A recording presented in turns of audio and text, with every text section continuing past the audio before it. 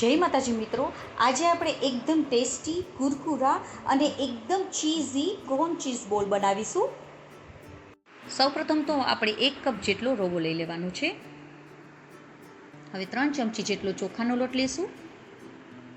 મકાઈને મેં સૌપ્રથમ બાફી લીધી હતી અને તેને આપણે પીસી લેવાની, અધકચરી પીસી લેવાની, તે લઈ લેવાની. 3 જેટલા મોરા મરચાં લઈશું. આદુને ખમણીને લઈ લેવાનું, થોડા કેપ્સિકમ અને ગાજરને પણ આવી રીતે ખમણી લેવાનું. 1 ચમચી જેટલો કાળા મરીનો ભૂકો, જરૂર મુજબ મીઠું, 1 ચમચી ઓરેગાનો અને ચીલી ફ્લેક્સ લઈ લઈશું.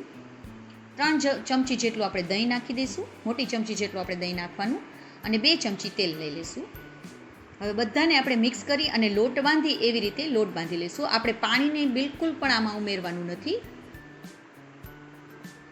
તો આપણે આવી રીતે લોટ બાંધી લેવાનો અને જોઈ લેવાનું, તમારે ગોળ શેપ થતો હોય તો મીન્સ કે આપણે પરફેક્ટ જ છે આપણું બેટર.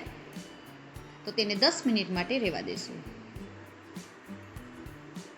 10 મિનિટ થઈ ગઈ છે.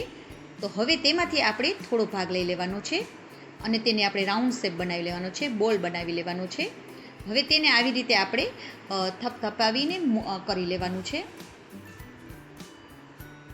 આપણે બહારનું લેયર પતલું રાખીશું જેથી કરીને તે એકદમ ક્રિસ્પી બનશે અંદર સુધી. હવે આપણે મોઝરેલા ચીઝને મેં આવી રીતે નાના નાના કટ કરી લીધા છે. તો તેને વચમાં રાખી ફરીથી આપણે બોલ શેપ આપી દઈશું, રાઉન્ડ શેપ આપી દઈશું. તો આવી રીતે આપણે બધા બોલ બનાવી લેવાનું. તો આપણા બોલ રેડી થઈ ગયા છે. તો તેને આપણે ડીપ ફ્રાય નથી કરવાના, શેલો ફ્રાય કરવાના છે. માટે મેં અહીંયા અપ્પેની પેન લઈ લીધી છે. તો તેમાં થોડું થોડું તેલ નાખી દઈશું અને બધા બોલ આપણે જે કરેલા છે તેમાં નાખી દઈશું અને ગેસની ફ્લેમને સાવ ધીમી જ રાખીશું જેથી કરીને તે અંદર સુધી એકદમ ક્રિસ્પીનેસ આવી જશે તેમાં. તો હવે આપણે નીચેથી જ્યાં આપણે થઈ જાય એટલે આપણે ફેરવી નાખવાનું તેને. આવી રીતે ફેરવતા તેને ગોલ્ડન કલર થાય ત્યાં સુધી આપણે તેને ચડવા દઈશું, કૂક થવા દઈશું અને ગેસની ફ્લેમને આપણે પૂરી પ્રોસેસમાં ધીમી જ રાખીશું. તો આપણા કોર્ન ચીઝ બોલ રેડી થઈ ગયા છે. તો તેને આપણે કાઢી લઈશું.